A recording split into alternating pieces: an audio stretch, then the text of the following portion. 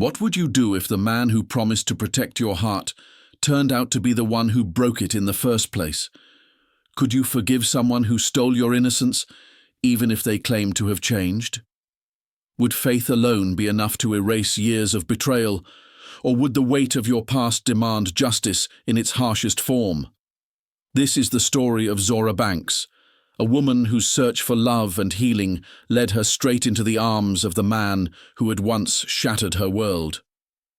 On her wedding day, she believed she had found redemption, a fresh start with a man of God. But within hours, that hope would crumble as a devastating confession revealed the unimaginable. She uncovered a truth that led to an unthinkable decision just 2 days after her wedding. Before we dive in, subscribe for more true crime stories. As you listen, consider this. How far would you go to confront the pain of your past? Could you ever forgive someone who destroyed your sense of peace and safety? And most importantly, what does justice look like when the wounds run so deep? This story will make you question everything: love, trust, faith, and the thin line between justice and revenge. Stay with us as we unravel the controversial and heartbreaking tale of how Zora's past collided with her future, leading to a decision that would change everything. Thank you to all our viewers, especially our amazing subscribers, for your continued support. Your encouragement drives us to keep improving and delivering the most compelling daily updates on both told and untold true crime stories. If you haven't already, make sure to hit that subscribe button and join our growing community of true crime enthusiasts. Stay tuned, there's so much more to uncover. Zora Banks grew up in a close-knit African-American community in Denton, Texas. It was the kind of neighborhood where families looked out for one another and everyone knew each other's name. From an early age, Zora was known for her kindness and determination. Her radiant smile and compassionate nature made her a beloved figure in the community. Faith was the cornerstone of Zora's life. Her family's deep devotion to their church shaped her childhood. Sundays were spent in the sanctuary, singing hymns and participating in youth outreach programs. For Zora, the church wasn't just a building. It was her second home and the foundation of her unwavering belief in goodness. But in her final year of high school, her world was turned upside down. Zora had always been cautious about relationships. When a young man from her community began expressing romantic interest, she politely declined. She wasn't ready for a boyfriend and made that clear. But he didn't take no for an answer. Instead, he started stalking her, showing up at places she frequented and watching her from a distance. Zora was not aware that someone was stalking her, not realizing the danger it posed. One evening, after attending a church program, Zora was walking home. The route was one she'd taken countless times, familiar and safe. But that night, the man who had been watching her made his move. He attacked her, overpowering and raping her, leaving her in a state of shock and terror. The trauma of that night was compounded by the fact that she couldn't identify him. His face was obscured, and in her panic, the details became a blur. When the authorities became involved, there was little they could do without a solid description. No arrest was made, leaving Zora with the painful knowledge that her attacker was still out there, free to walk the same streets she called home. And she never knew that the same person she refused to date was the same person who raped her. The aftermath of that night was devastating. Zora's faith, once a source of strength, now felt like a reminder of her pain. She stopped attending church, unable to face the memories that haunted her. The vibrant, hopeful young woman who once lit up every room now withdrew from the world, retreating into a shell of silence and fear. Her academics began to suffer. Once a top-performing student, she now struggled to keep up. Her dreams of a bright future seemed to slip further and further away. Friends and family tried to support her, but they couldn't reach the depths of her pain. Zora carried the weight of that night alone, the burden of a trauma that she couldn't escape. But even in the midst of her despair, Zora found a glimmer of determination. She chose to channel her pain into something meaningful. Becoming a doctor wasn't just a career choice, it was a mission. She wanted to help others who faced unimaginable challenges, to be the support she wished she'd had. Despite her professional success, Zora's personal life remained guarded. Relationships were out of the question. She couldn't bring herself to trust anyone, let alone let them into her world. The fear of vulnerability kept her isolated, and the idea of love seemed like a far-off fantasy. To those around her, Zora was a beacon of hope, a doctor who dedicated herself to healing others. But beneath the surface, she carried wounds that had never fully healed and questions that would remain unanswered. The scars of that night shaped every part of her life, creating a barrier she believed no one could ever break through. Malik Cross was a man with a story that seemed tailor-made for redemption. Born and raised in the same community he would later serve as a preacher, his early life was far from the ideal many believed it to be. As a child, Malik was quiet but intense, a boy who often seemed lost in his own thoughts. His family struggled to make ends meet, and the chaos of his home life left him searching for stability in places he wasn't meant to find it. As a teenager, Malik was known for walking the fine line between mischief and trouble. He was bright, but lacked the direction to channel his potential. The streets whispered his name as someone to watch, a young man on the verge of making decisions that could define him forever. His actions weren't always those of a villain, but they weren't always those of a saint either. Life for Malik began to spiral in his late teens. Bad decisions piled up, fights, broken trust, and moments he would later call his greatest regrets. His restless energy and desire for control over his circumstances often led him into confrontations he wasn't prepared to handle. He wasn't evil, but he was lost, and that lack of direction pulled him into darkness. It was during his early 20s, after hitting what he would describe as rock bottom, that Malik found religion. Or perhaps it found him. A chance encounter with a traveling preacher sparked something in him, a desire to change and rebuild his life on a foundation of faith. It wasn't an instant transformation, but it was a start. Malik immersed himself in scripture, devoting his days and nights to understanding a faith he had once ignored. Slowly, he began to rebuild not just his reputation, but his sense of self. Over the years, he trained under seasoned pastors, learning the art of connection, the power of words, and the ability to inspire others. By the time he took his place at the pulpit, he had become a man his community could look up to. To those who knew him, Pastor Cross was an embodiment of redemption. He was charismatic, with a voice that could command attention, and a presence that made people believe change was possible. His sermons were filled with passion, his advice rich in empathy. People trusted him, seeing in him the possibility of second chances. But here's a question for you. Do you think someone can ever truly leave their past behind? Can the mistakes of yesterday really be wiped away by the actions of today? Malik believed they could, but the weight of his own history was something he carried silently. For all his outward transformation, Malik's past never truly left him. He carried it silently, a weight that stayed hidden beneath the polished exterior. He believed that his work as a pastor, his commitment to his faith, and the lives he changed through his ministry were enough to balance the scales of his mistakes. To many, he was an example of what redemption looked like.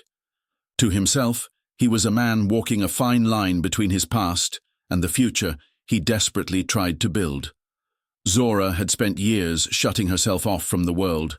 Relationships, church, and even her faith had all taken a back seat as she tried to navigate life while carrying the burden of her past.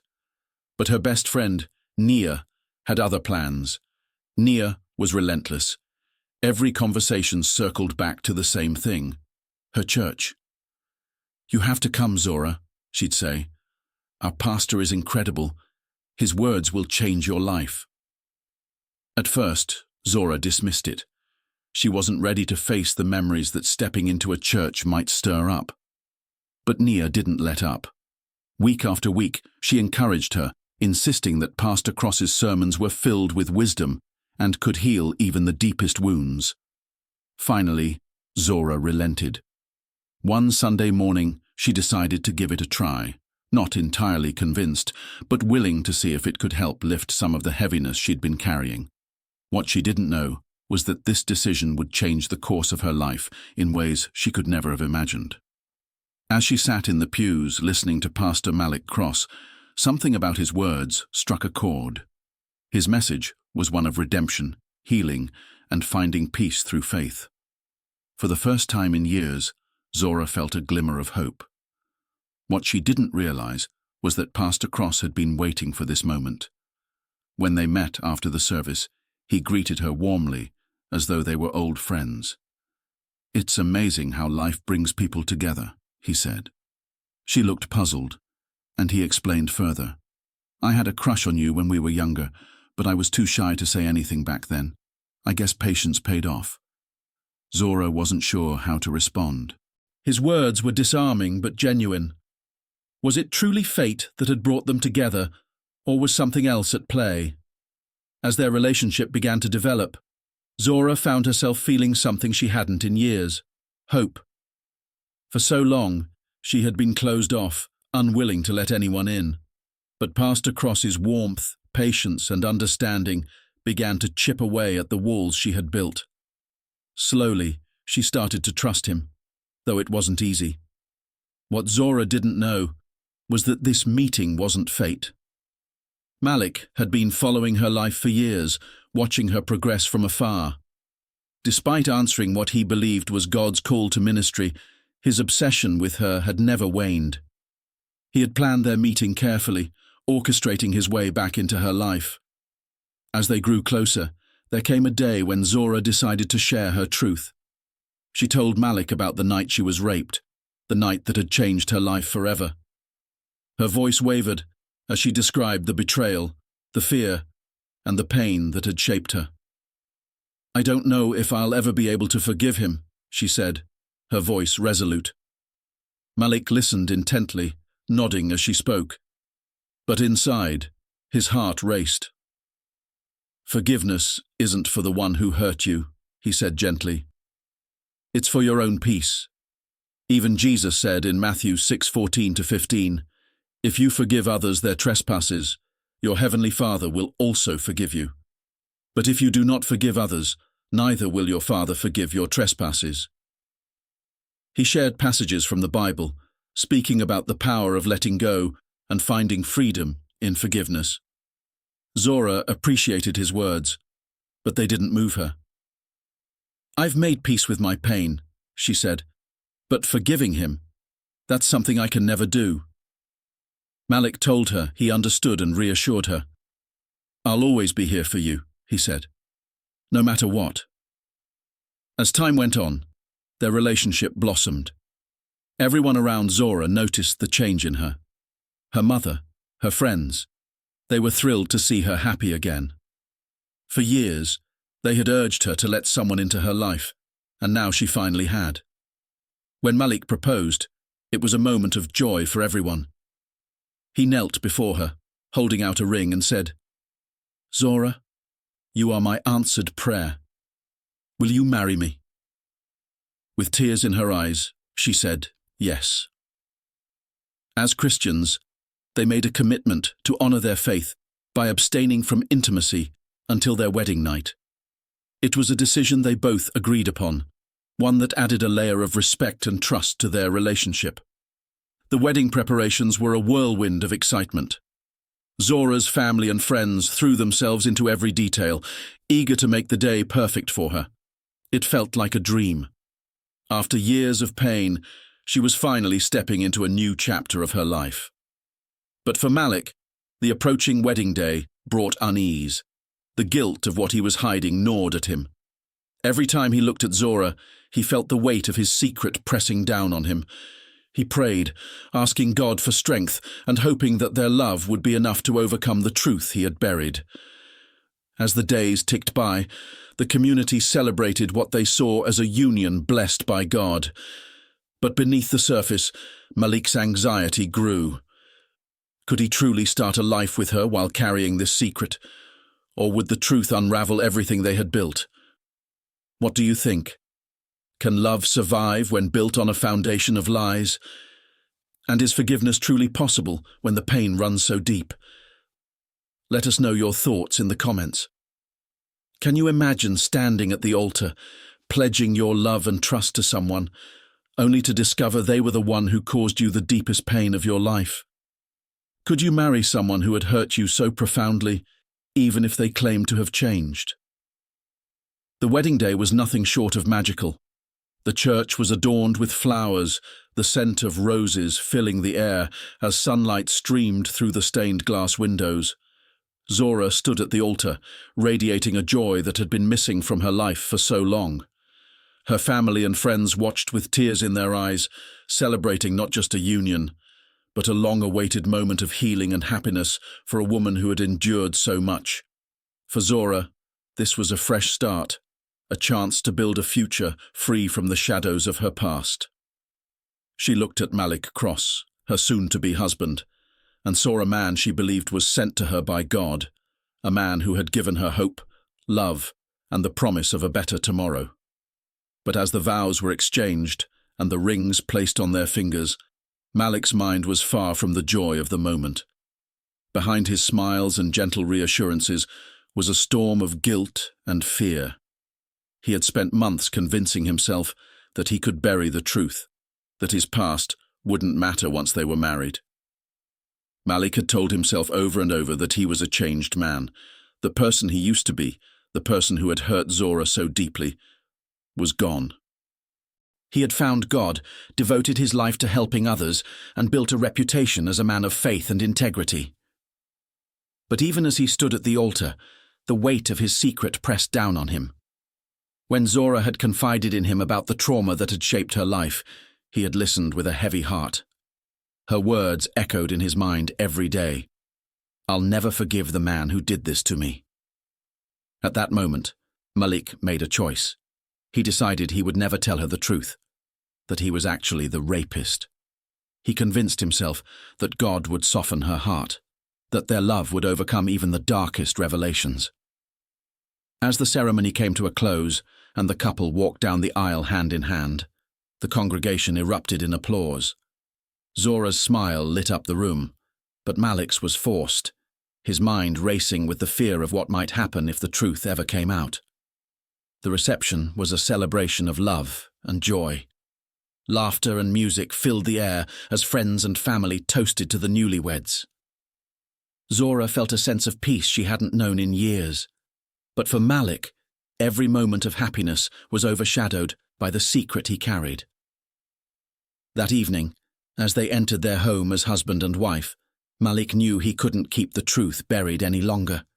He had convinced himself that marriage would make it easier, that their bond would shield him from the consequences of his actions. But the guilt was too much. He decided to tell her, telling himself she couldn't leave him again since they were married, and trusting God to touch her heart. As they sat together, Zora still glowing from the day's events, Malik took her hand. His voice trembled as he began to speak. "There's something I need to tell you," he said, his eyes avoiding hers. Zora's smile faded. "What is it?" she asked, her tone filled with concern. Malik struggled to find the words. "I've loved you for a long time, Zora, longer than you know, but there's something about me, something I've been too afraid to tell you." "Zora." Her heart began to race. "What are you talking about?" He took a deep breath and finally said the words that would shatter her world. "I was the one who raped you all those years ago." Silence filled the room. Zora stared at him, her mind struggling to process what she had just heard. "What are you saying?" she whispered, her voice barely audible. Malik continued, his words stumbling over each other.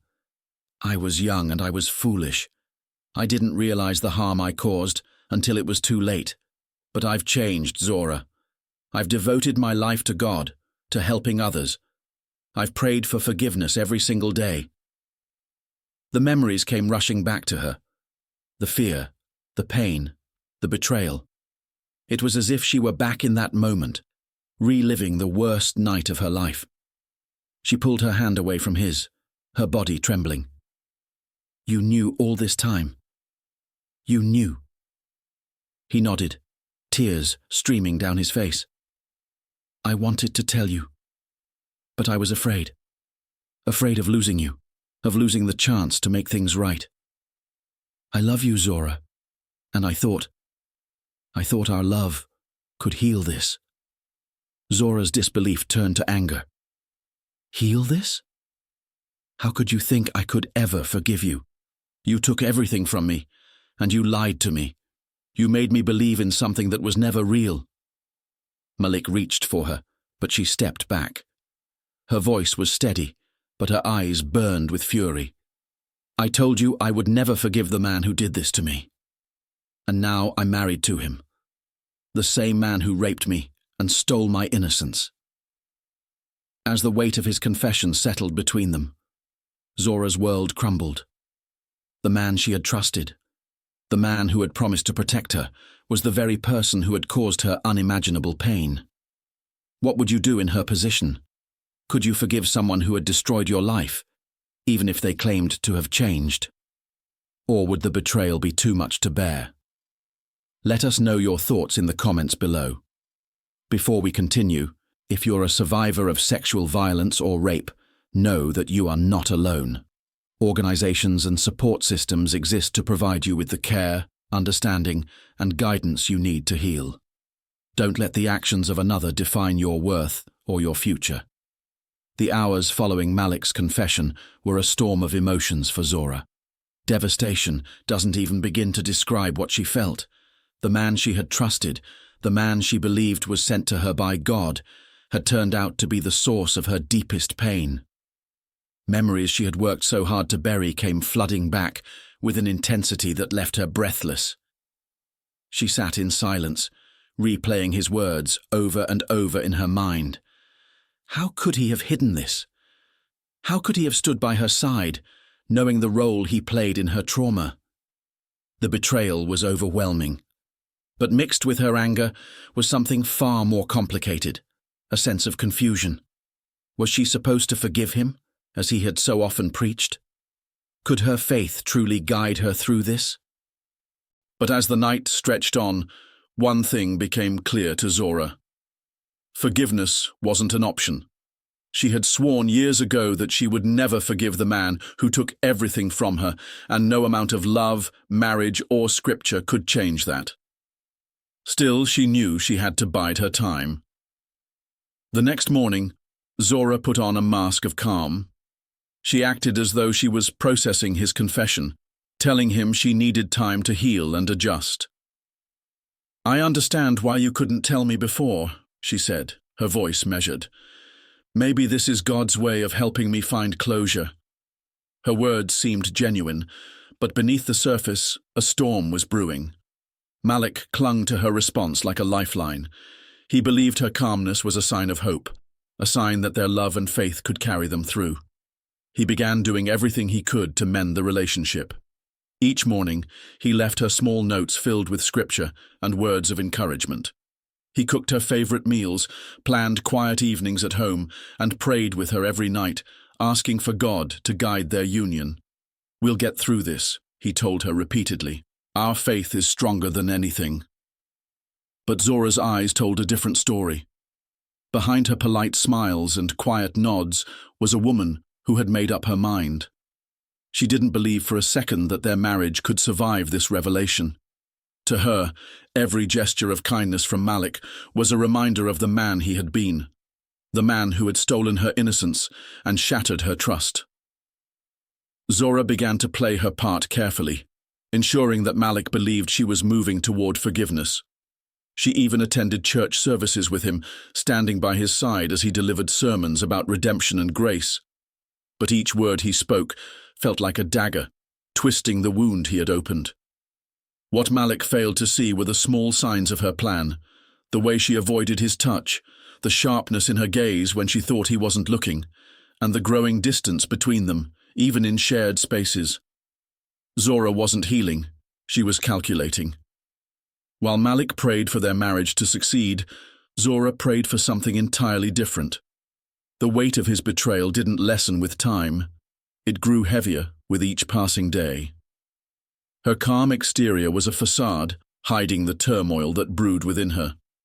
Do you believe Zora's reaction was justified? Could anyone truly forgive such a betrayal? Or was her anger an inevitable response? And what about Malik? Was his transformation enough to warrant a second chance? Or did the truth of his actions forever disqualify him from redemption? As hours turned into days, Zora's resolve hardened. She knew that forgiveness wasn't in her heart, but what would she do next? Could she truly confront the man who had torn her life apart, or would she find another way to make her pain known? Let us know in the comments. If you were in Zora's shoes, would you be able to forgive, or would the weight of betrayal push you toward something drastic? Sunday morning began like any other. The church was filled with hymns and prayers as the congregation gathered to hear Pastor Malik Cross's sermon on forgiveness and grace. Zora sat in the front pew, her expression calm and composed, her hands clasped tightly in her lap. To anyone watching, she appeared to be the picture of a devoted wife, but inside, her mind was racing. This wasn't just another Sunday. This was the day Zora had chosen to act. Every moment, every word spoken during the service felt heavy with unspoken tension. As Malik preached about redemption, Zora's heart burned with the weight of her plan. After church, they returned home. Malik suggested a quiet evening together, a chance to unwind after the busy week. Zora agreed, offering to make dinner. Her voice was steady, her movements deliberate as she set the table and prepared the meal. The scent of roasted chicken filled the air, mingling with the faint hum of a gospel song playing softly in the background. Malik watched her from the living room, feeling a sense of hope. To him, the simple act of Zora cooking for them felt like progress, a sign that their marriage might still have a chance. But he didn't notice the sharpness in her gaze as she placed the plates on the table. "Dinner's ready," she said, her tone warm but distant. They sat across from each other, the table adorned with their meal. Malik bowed his head to pray, thanking God for their union, for the opportunity to heal and grow together. Zora closed her eyes, but her mind wasn't on the prayer. Her thoughts were consumed by the pain she had carried for so long, the betrayal that had defined her life. As Malik took his first bite, Zora stared at him, her expression unreadable. "Do you know what this meal reminds me of?" she asked, her voice steady. He looked up, surprised by the question. "What's that?" She leaned forward slightly, her eyes locking onto his. "The last meal before everything changed." The words hung in the air, their weight pressing down on the room. Malik froze, his fork halfway to his mouth. "Zora," he began, but she cut him off. "You took everything from me," she said, her voice trembling with restrained emotion. "My peace, my faith, my trust in the world. And you thought you could erase it with love? With sermons about forgiveness?" Malik's face paled as he set his fork down. "I've changed," he said softly. "I've spent my life trying to make up for what I did. I thought—" "You thought wrong," she interrupted, her voice rising. "You thought I could forget, that I could forgive. But some wounds don't heal, Malik. Some scars run too deep." She reached for the knife she had placed beside her plate, her movements deliberate and unhurried. Malik's eyes widened as he realized what was happening. "Zora, please," he pleaded, his voice breaking. "We can work through this. I love you. I've always loved you." She shook her head, tears streaming down her face. "You don't get to love me after what you did. You don't get to preach forgiveness when you never gave me a choice." Before he could respond, she plunged the knife into his chest, her scream echoing through the room. Malik gasped, his hands clutching at the wound as he fell to the floor. Zora stood over him, her breath coming in short, ragged bursts. "This is for the girl you destroyed," she said, her voice cold and steady. "This is for the years I'll never get back." Malik's eyes filled with tears as he reached out toward her. "I'm sorry," he whispered, his voice barely audible. And then he was still. Zora dropped the knife, her hands trembling as she stepped back. The room was silent, except for the sound of her breathing. The weight of what she had done began to settle over her, but there was no regret in her eyes, only the calm that came with knowing it was over. Was Zora's decision justified, or did it only deepen her pain? And what about Malik? Did he truly deserve redemption, or was this the inevitable consequence of his actions? Zora stood alone in the kitchen, the echoes of her past finally silenced. But at what cost? The moment Zora took Malik's life, the weight of her actions began to settle. But instead of fleeing, she chose a path that many might find surprising. She picked up the phone, dialed the police, and calmly said, "I need to report a murder. I'm the one who did it." When the authorities arrived, they found Zora sitting at the kitchen table, her hands trembling, but her voice steady. She didn't resist as they arrested her. To her, this was the final act in a story that had haunted her for years, a story of pain, betrayal, and a search for justice, in the only way she knew how. The investigation that followed revealed the full scope of her actions, and soon the trial began. In the courtroom, Zora sat silently as the details of her life were laid bare before the judge and jury. Her attorney argued that years of trauma had led her to an emotional breaking point, while the prosecution painted a picture of cold, calculated revenge. When the judge delivered the sentence, their words were heavy with the complexity of the case. "This court recognizes the unimaginable pain you've endured, but we cannot condone taking justice into your own hands. Your actions, though rooted in deep suffering, have consequences." Zora was sentenced to 25 years in prison for second-degree murder, with the possibility of parole after 15 years. As she was led away, there were no tears, no cries of regret, only a calm acceptance of the path she had chosen. But was her decision justified? Could there have been another way to find peace? Was forgiveness truly an option, or would it have left her feeling even more powerless? These are the questions that linger long after the final gavel fell. The community's reaction was as divided as it was passionate. Some saw Zora as a victim who had been pushed beyond her limits, a woman whose pain had been ignored for too long. "She did what anyone in her position would do," one supporter said. "You can't judge her until you've walked in her shoes." Others, however, condemned her actions. "Two wrongs don't make a right," one community member argued. "No matter what he did, taking a life is never the answer." This division extended beyond the courtroom and into the broader discussion of trauma, justice, and the power of forgiveness. What do you think? Was Zora's decision an act of justice, or did it only deepen the pain for herself and her community? Could forgiveness have brought her peace, or was the weight of her trauma simply too much to bear? Let us know in the comments. Do you believe the law served justice in this case? Or was Zora sentenced too harshly? Or perhaps not harshly enough? This story is not just a tale of betrayal, pain, and consequences. It's also a call to reflect on the realities faced by so many. To those who have survived the unthinkable, remember this: your pain is valid.